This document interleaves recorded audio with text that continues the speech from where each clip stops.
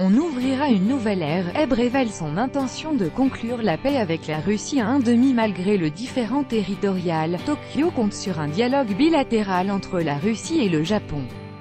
Afin d'arriver à un accord de paix selon le Premier ministre japonais, Shinzo Abe, les relations avec la Russie sont dans un état anormal en raison de l'absence de cet accord. Le gouvernement japonais a l'intention de conclure un traité de paix avec la Russie après avoir résolu les problèmes territoriaux, a déclaré le Premier ministre japonais Shinzo Abe.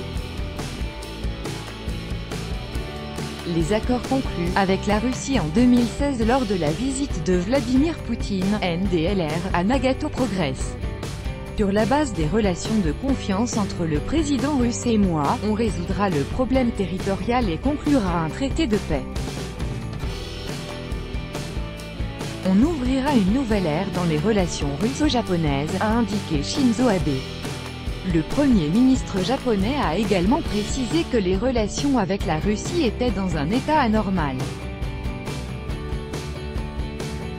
70 ans après la guerre, il subsiste une situation anormale d'absence de traité de paix dans les relations avec la Russie.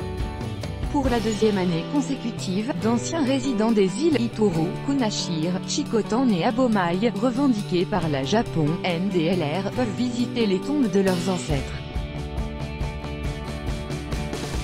Arrivant sur ces îles par avion, nous avons commencé à mettre en œuvre des activités économiques communes, a déclaré Shinzo Abe. Depuis de longues années, les relations entre la Russie et le Japon sont bloquées du fait de l'absence d'accord de paix. Le Japon revendique les îles Kuril méridionales, Itoro, Kunashir, Shikotan et Abomai, invoquant le traité d'amitié et de paix russo-japonais de 1855. Pour Tokyo, leur restitution est une condition sine qua non d'un accord de paix avec la Russie, qui n'a pas été signé à l'issue de la Seconde Guerre mondiale.